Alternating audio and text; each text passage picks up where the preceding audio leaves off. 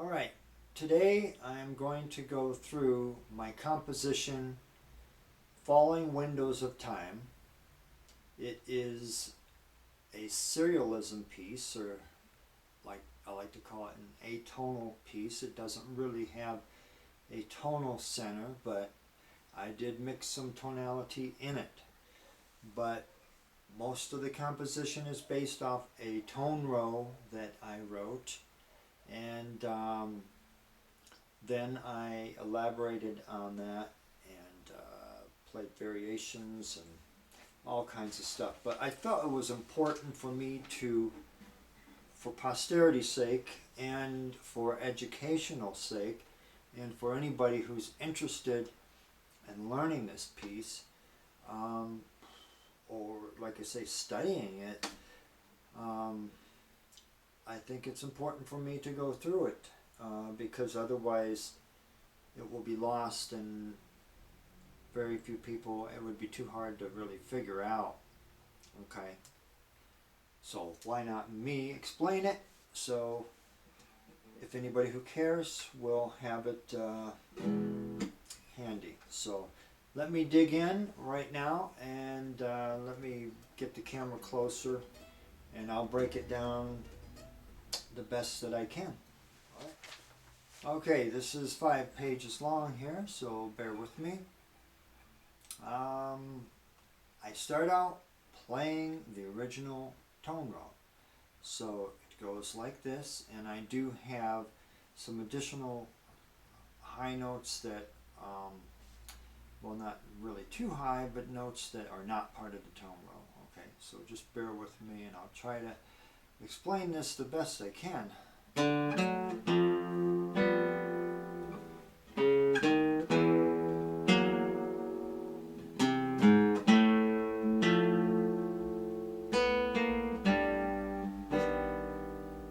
Alright, so the first row, P0, D, F sharp, F, C sharp, D sharp, so on and so forth.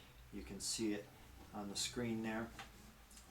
I play all the way through that, but I have these little thirds that I play up above, okay, that are falling, you know. So anyway, those are not part of the tone row, but I think they sound pretty nice in there. I like that.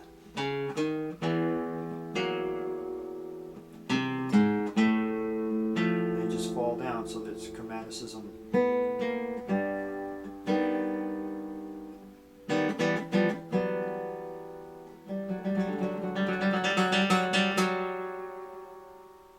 Okay, I do that little, or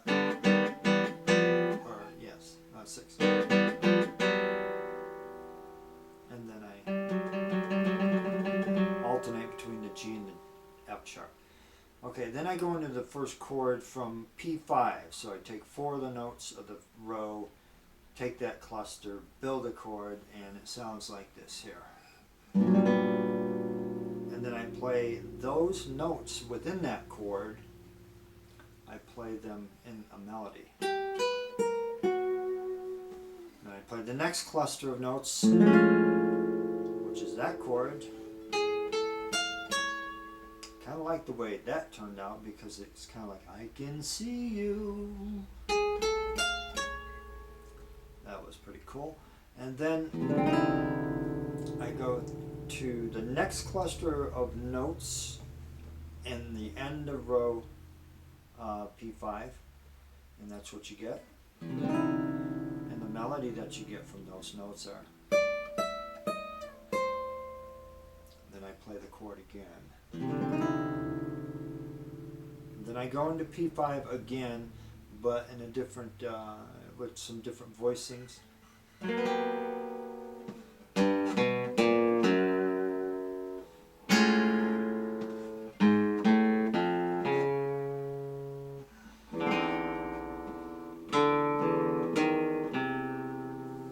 Okay, so just straightforward there.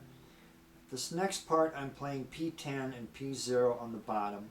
On the top, I'm just playing alternating between a B and a C note. because I thought that would add a little bit of not just tonality, but just a little bit of sanity there. So.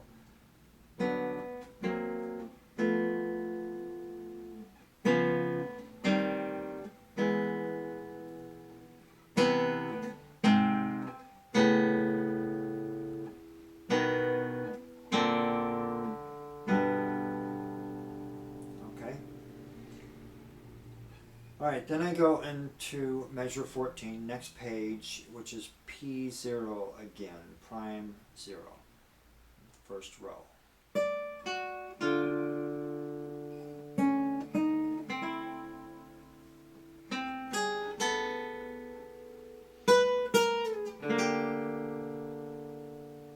Alright, so I add a couple bass notes, lower notes, just to add a little tonality, because actually the prime 0 is strict tonal, but when I add those few little bass notes, it does add some tonality to it. So this here, it's like a D minor chord there, and that's like a little C chord, and that could be like a G ninth, and then a G minor there. Okay, so I like doing that. I'm breaking the rules, like Arnold Schoenberg said, you know, hey, I've devised a system, but feel free to break and bend those rules, and you never know what you're going to come up with. So this next part here is the same row, PO, but backwards, so that means retrograde, RO. So I'm just playing the melody backwards. Okay, so you've got G, A sharp, B, and so forth. This is measure 18. And I'm accenting on these, and I'm playing a pedal tone in between, which means just a constant note, okay? And that constant note is D. And I'm playing this with accents and just forceful and loud.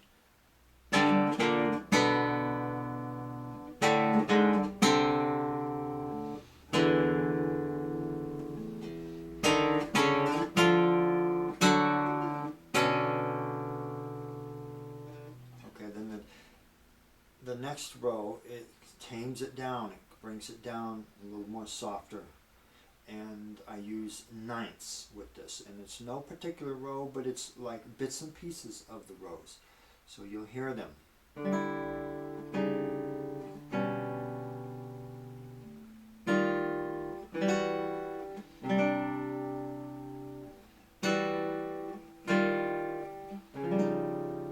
Okay, I add an F note in there because I like the way the F anticipates the next chord. Alright,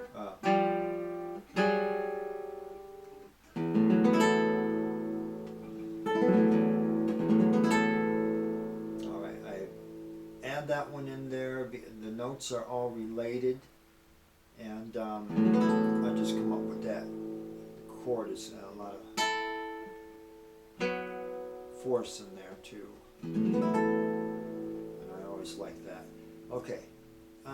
And then measure 26, the next line does have a pedal tone in it. I'm playing a constant D and low E with the P0 or prime 0 main row on top.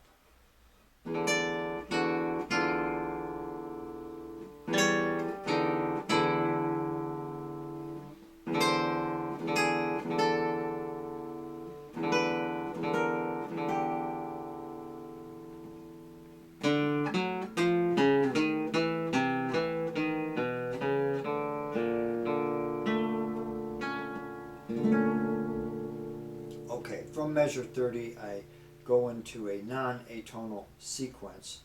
The sequence is, you know, kind of like a sequence in major, C major scale. Or this kind of a sequence. So I'm just doing it kind of with the first three notes of the atonal P0 row.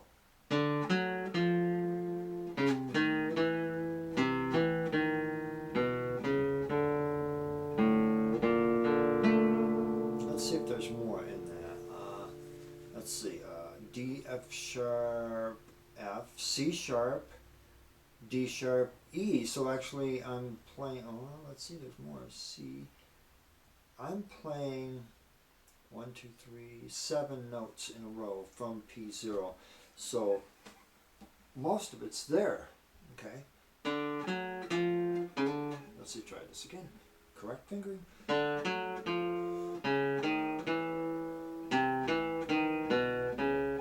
I just like the way it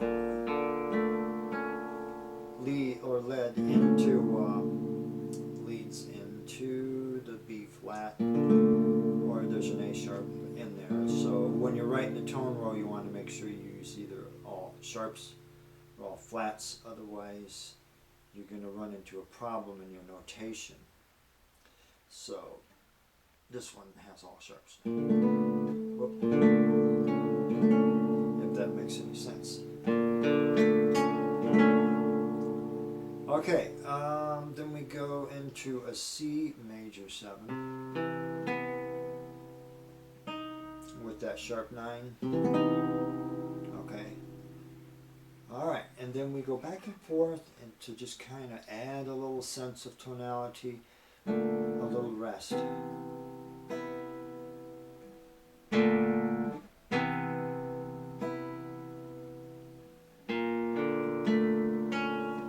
But not there. Here comes P-O.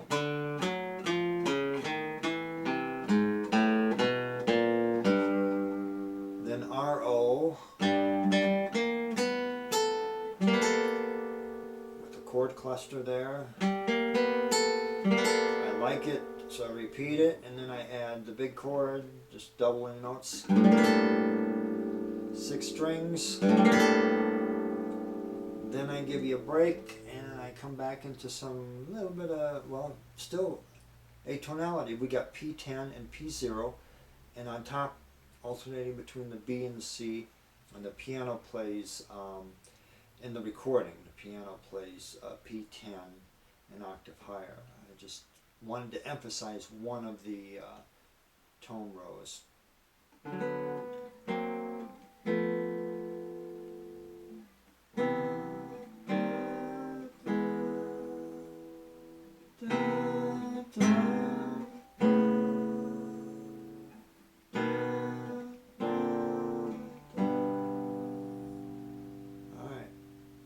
Now this next part is something that I kind of just thought about and stumbled upon, kind of.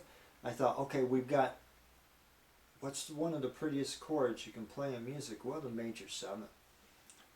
We got this here.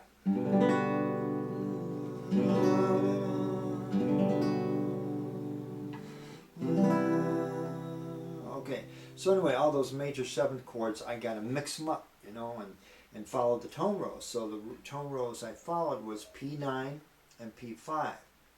So the root, the first chord would be the P5. That's where I start, because if you notice in measure 51, if you stack up the lower measure too, because these are 2 clefs together, 2 treble clefs. We got G, B, okay, G, B, D, F sharp. So that's your G major 7 chord. And everything from there is major 7 chords, but starting with the G and then the B flat, or the B major, I'm sorry. A sharp major 7, F sharp major 7. I'm just playing the bottom notes. Okay. Those last 2 notes were that. No, that was incorrect.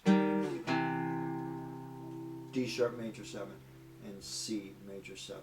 So it ends on a C major 7. but stacked all together, you listen to the recording, that's what you get. Now you can pick either section to play, or you can play the, I picked up a Fender Strat guitar and played the chord voicings. Let's see if I can remember that. Let's see. Oh gosh, what was that? I'm sorry. G major 7. Well, I can figure it out here. Just pay attention, right? All right, we got G major 7, then to the B major 7, then A sharp, and then F sharp. Okay, I went to this voicing. Okay, so from the F sharp, just bear with me here. Then I went to G sharp, and then A major 7, and then back to F, or down to F major 7, and then C sharp major 7, and then D, E major 7, D sharp, C major 7. So what I'm trying to say is I put that in the background of what I have written here. So those were the chord voicings, if you're wondering. So you can listen to that on the recording. All right, now from there we go into, after those major 7th chords, using P9, P5, P4, and P0. Okay, almost forgot to mention that. Those are the 4 rows. Okay, very important. It's a great thing to do. I mean, with major 7 chords or major 9th, just play them straight across and see what happens. Now, another thing I like in music is fourths. So I thought, well, how can I incorporate fourths into the tone row? Let me say this differently. How can I put 2 tone rows together, a fourth apart, and add a stationary note, like I added B in here. Okay, B is the common note, and I think I switched to a C and a C sharp at the very end. You'll hear it. But I am using fourths throughout with P0 and P7. So prime 0 and prime 7, those rows, and this is what we get.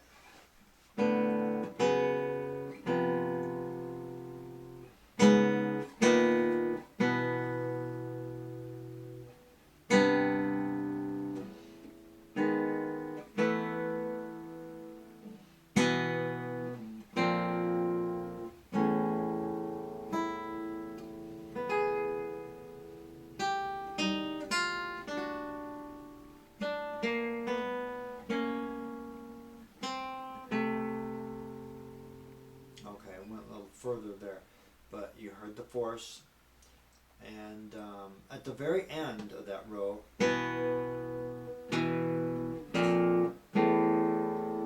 I have those, okay, the force in the end of measure 55, I add a B, a C, and a C sharp, kind of half step it up. That sounds neat, and then it sounds like an E major chord here we got going, and then it comes back. I'm playing P2 here, so it's just coincidental that this is coming from P0 and P7, and then I go to row P2 because I was looking for that hint of that E major chord and it happened to be there.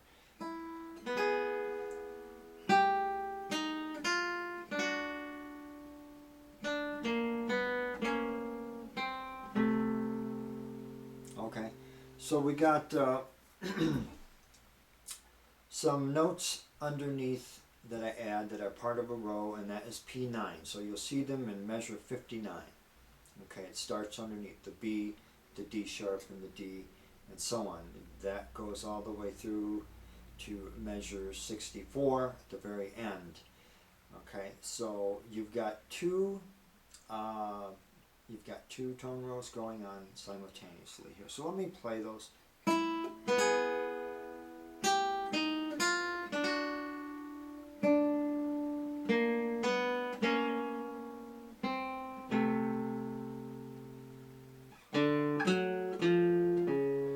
this is the pizzicato. That's P9 there, that little chord. Those are 3 notes of the P9 I had there. So we got PO with the pizzicato, P9, filling them in, and then, so that's really that note, or those last 4 notes of the P9.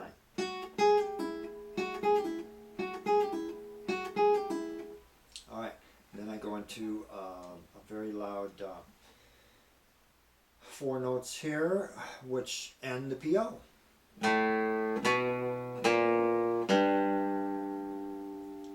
Okay, then I go back to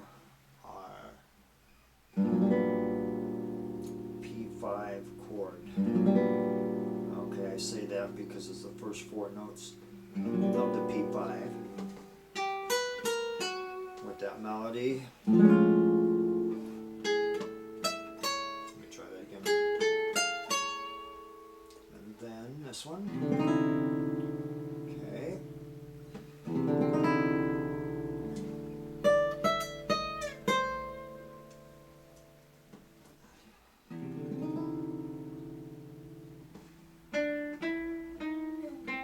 Just an octave lower. I do it again.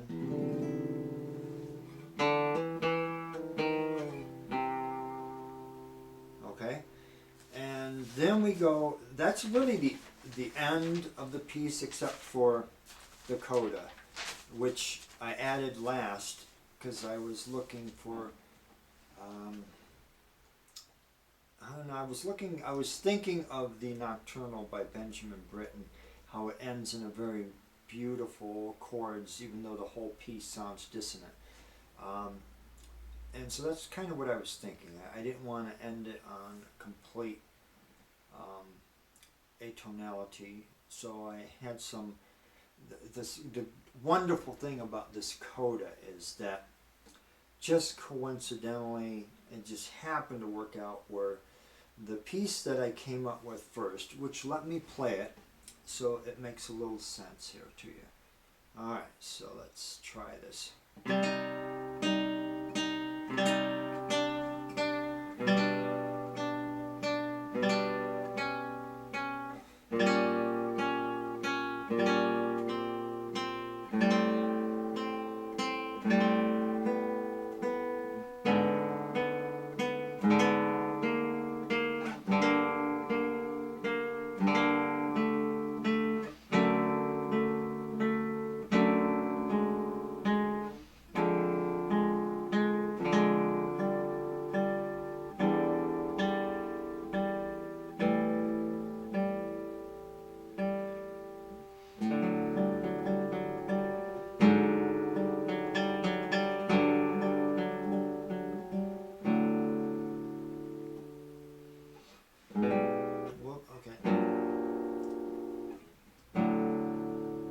Familiar chords. From P5 that was. Okay, and then into that D major with an A in the bass. So that sounds, that's chromaticism, that uses all the notes of the chromatic scale in a technique called chordal mutation. So the chordal mutation goes down 1 note at a time, slipping down of the chord. Okay, and I use the G in the center of that, the G note.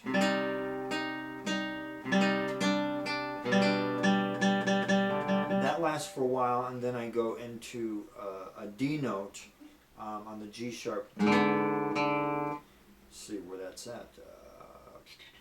There it is. I should say G. Kind of like a G minor. I have an A sharp written there though. My point is I'm keeping the D as kind of a pedal tone there. Okay, so there's only 2 notes I'm keeping as a pedal tone, the G for the first half of it and then the D for the second half of it. But the other 2 lines are descending 1 note at a time. So it is kind of like an atonal slipping down by half steps. And the thing that I'm excited about is that I thought, okay, well, what row can I use out of the matrix that would go with that? And that would be like a formidable task to try to figure it out. But I think I just started with the A sharp, which would be B flat. So I started. I'm remembering now. I wanted like a B or a B flat, A sharp, and harmonic tones, but like a C minor 7. Okay, C minor 7. So I had to start with a B flat, so which is A sharp in the tone row. So okay, so that's the piano part in the recording. You'll hear the piano. The piano is prime 8, P8, and it plays it all the way through to its last note, and I was really excited about that. So you'll have to just listen to the piano part. So there's two parts here. There's the guitar part, and then the high notes, the piano part, which I would probably fumble around trying to figure them out here, but I'll try it. And then D,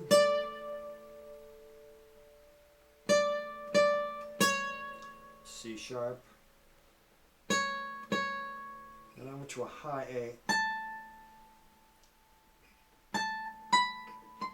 then we went to a C. So you have to listen to the piano part. But anyway, that really is the song, or the piece, the composition in a nutshell. The very end, ironically, it worked. I was looking for something out of the tone row instead of just ending on that D major.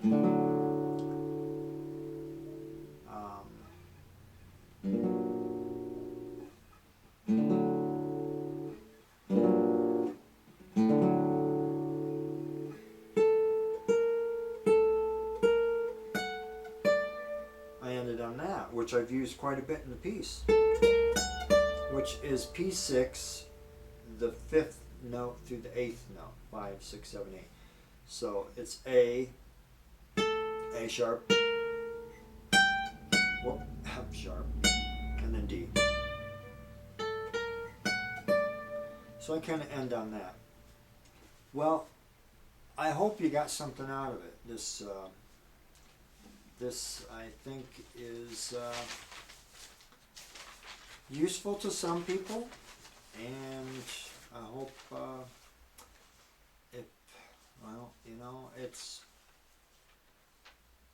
it's been fun composing for me, and it's been challenging, but some surprises came along, and I get excited about them. So I hope that you'll enjoy the piece and get what I was trying to express. We live in a very difficult time, but basically following windows of time, what that means is that the windows of opportunity are always falling, and we all miss out on opportunities. It could be from the most simplest things to the most critical things or important things. If we don't take advantage of that time, then we lose out and that window shuts on us. I have some sayings here, or some quotations that I come up with. It takes action to go through a window of opportunity. The windows of time quickly fall on opportunities. When one sees the windows of opportunity falling, it causes a burning pain in one's soul. So that this piece here, is kind of an expression of that. Okay. And the last one is, as painful as it may be to listen to serialism, atonal music, so is the pain of closed opportunities. So let's think on that stuff, because that is a universal theme for all of us. We all miss out on opportunities in our lives, and we have to learn to take action and to recognize them and to be a little bit more aware that this is an actual opportunity. So as this song is fresh in my mind, I thought it was important. I keep calling it a song. It's not a song, it's a composition. As this is fresh in my mind and I just recorded it and I'm working on it, I felt it was important that I break it down somewhat so you kind of know what's going on. Okay? So that's why I put this video together. All right, take care. Bye.